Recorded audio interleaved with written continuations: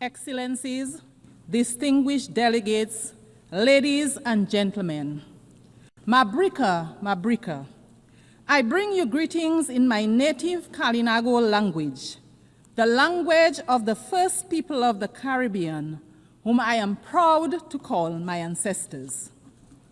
Madam President, on behalf of the government and people of the Commonwealth of Dominica, I am pleased to congratulate you, my fellow woman, on your appointment to guide the affairs of the 80th session of the United Nations General Assembly, a responsibility for which you are eminently qualified.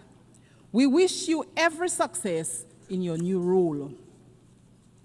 Excellencies, I address you at a pivotal time in the history of this organization, and indeed of this world. I am reminded of the words of the famous British novelist Charles Dickens in his acclaimed novel, and I quote, "A Tale of Two Cities," end of quote. A novel set in a time of social upheaval, division, and transformation. I quote, "It was the best of times. It was the worst of times," end of quote. Although this novel was written over 160 years ago, these words remain relevant today.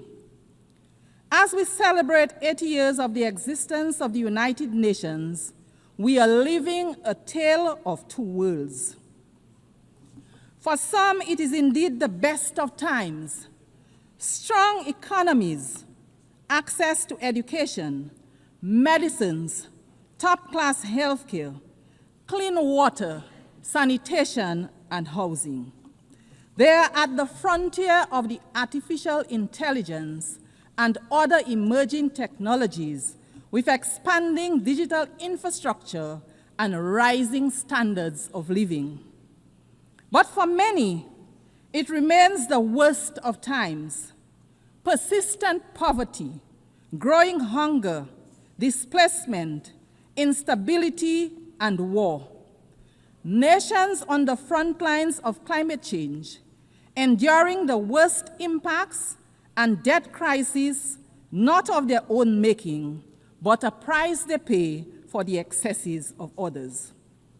Unfortunately, this is not fiction, but our shared reality. If we as the United Nations do not confront this duality, this inequality, we will write a catastrophe of our own. It bears restating that the UN was created 80 years ago to prevent wars, to promote peace and international cooperation based on ideals of mutual respect, human rights, and the rule of law.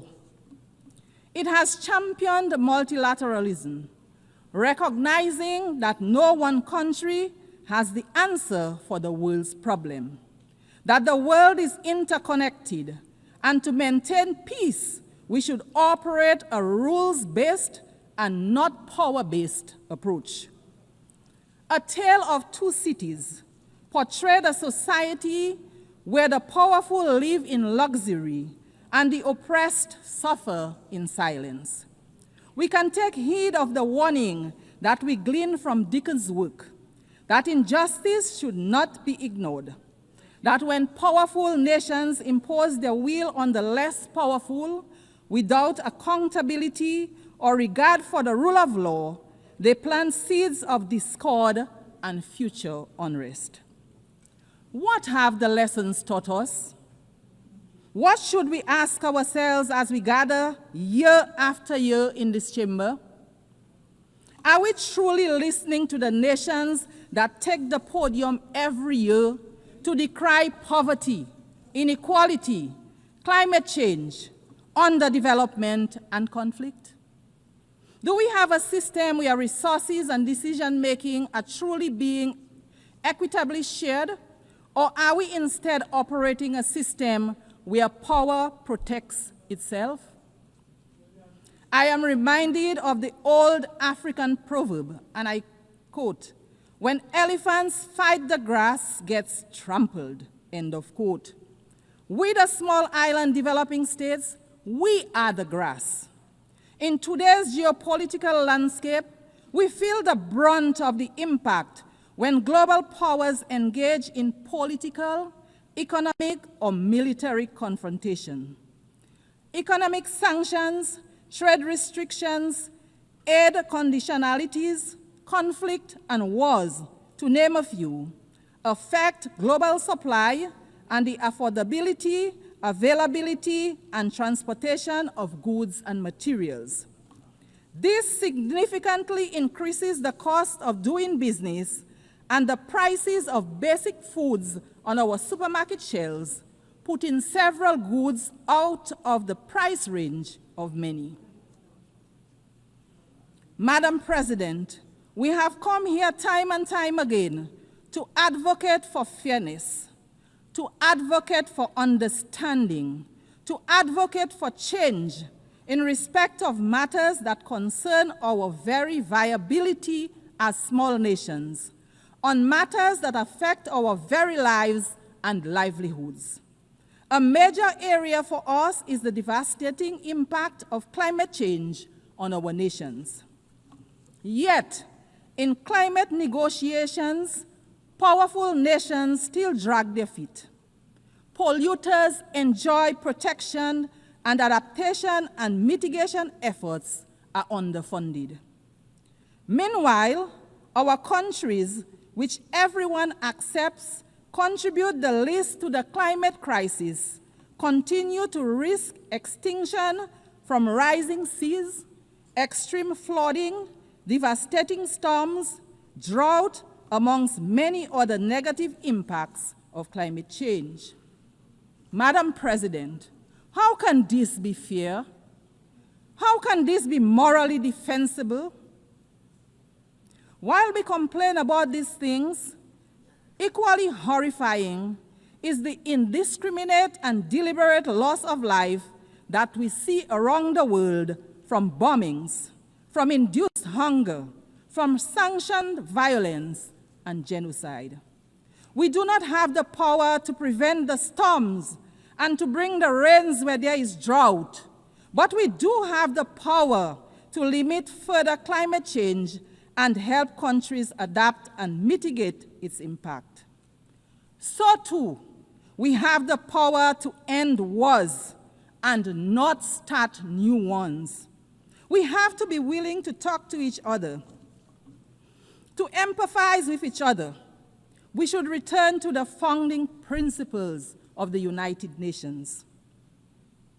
Wherever there is conflict, be it in the Horn of Africa, the Middle East and Southeast Asia, or sad to say, in the Caribbean, major powers engaging in geopolitical conflicts result in civilians becoming collateral damage, economies collapsing, increase in prices and instability. I want to emphasize here today that there is no place in the Caribbean for war. The Caribbean is a zone of peace. Any military conflict in the Caribbean will have significant negative impacts on the Caribbean and Latin America. There is a better way to resolve differences. We urge the powers that be to find another way. And so, Madam President, I return to our tale, where a man dismissed by society gives his life for another. Are the wealthiest nations willing to give up dominance for fairness, to make sacrifices to ensure justice, equity, and climate resilience for all? Will we choose compassion and empathy over control and indifference? Madam President, we stand in solidarity with the people of Haiti.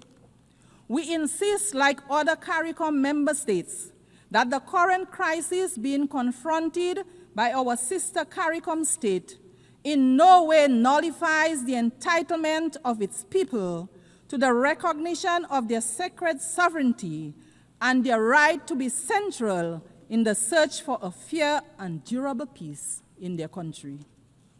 The government of Dominica remains convinced that our sister CARICOM state, Haiti, faces major challenges today, in part because of the glorious contribution Haiti made to the quest for justice and freedom in our region and the world. Indeed, the current complexion of this august body would have been unimaginable without the heroic struggles of the Haitians. As such, the crisis in Haiti is much more than a Caribbean crisis, and its solution requires a united response and the support of the United Nations to resolve. My delegation unreservedly supports the position of CARICOM on the situation in Haiti, a position that rightly calls for a Haitian-led and owned transition process to bring across systematic changes for the benefit of the Haitian people. Let us provide them with all the support that they need. Nothing less is demanded of us.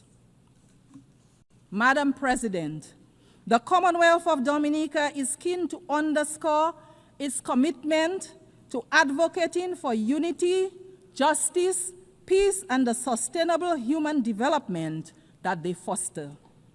In this regard, we continue to urge that the long-running, unjust, and illegal economic embargo against the people of Cuba be revoked. Maintaining this embargo is harmful, not only to the long-suffering people of Cuba, but also to the image and profile of its sponsors. Cuba, like every other country, has a right to its self-determination. Dominica continues to stand in solidarity with Cuba. The trade and economic embargo imposed against our brothers and sisters in Cuba continues to be of great concern to us in the Caribbean. Its lifting grows increasingly urgent.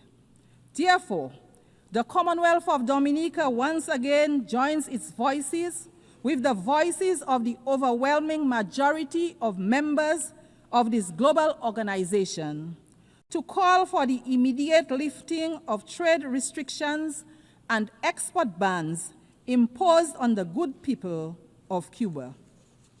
They are unjustified. They are unjustifiable. They belong to a bygone era. They should cease to exist. They fall, in our view, within the grand narrative of yet another Caribbean people's struggle for liberation.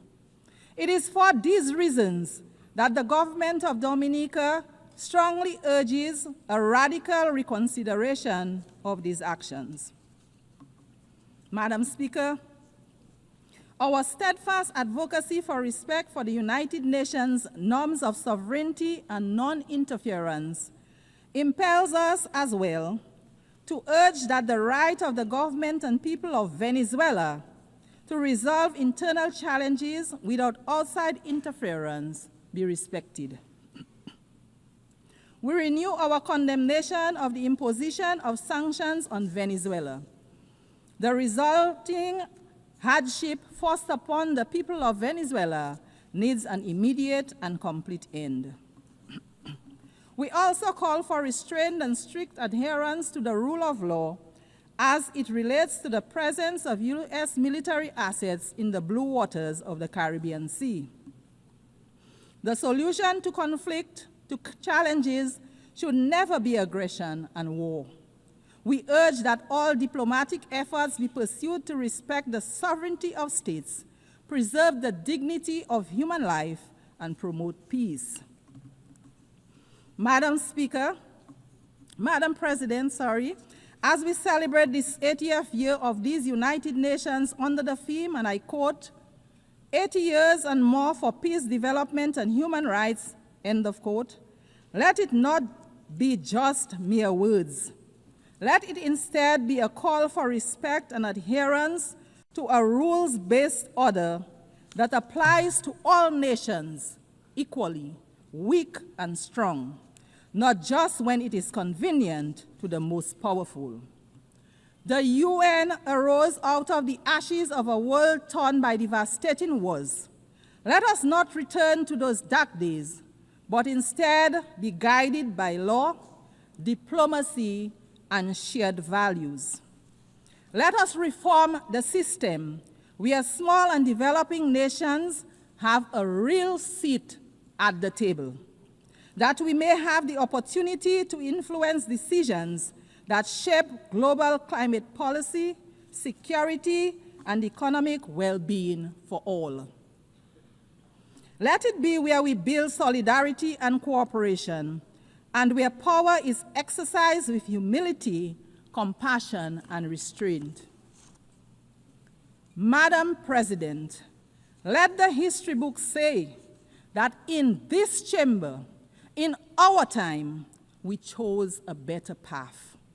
In the words of Charles Dickens, and I quote, "It is a far, far better thing that I do than I have ever done," end of quote. Let those words not only be the end of a novel, but also the beginning of a new era for us, the beginning of our collective resolve, where our actions are guided by the desire for true peace, by respect for others and the rule of law, for upholding the sanctity of human life, of ensuring true development and prosperity for all. Let us judge the strength of our global system, not by how loudly the elephants roar, but by how well we protect the grass beneath them. Excellencies, the challenges before us are too great and complex for any one nation to solve alone. We all need each other. So let us leave this hall committed to action, committed to partnership, and committed to each other. Because the truth is simple, yet profound. We are always stronger, wiser, and better together. Madam President, I look forward to the day when a woman leads this great institution as Secretary General, which to my mind would be a symbol of true equality. I thank you for the courtesy of your attention. Thank you. Muchísimas gracias a la... I would like to thank the President of the Commonwealth of Dominica. The Assembly will now hear an address by His Excellency Wesley Simina, President and Head of Government of the Federated States of Micronesia. I request protocol to escort His Excellency and invite him to address the Assembly.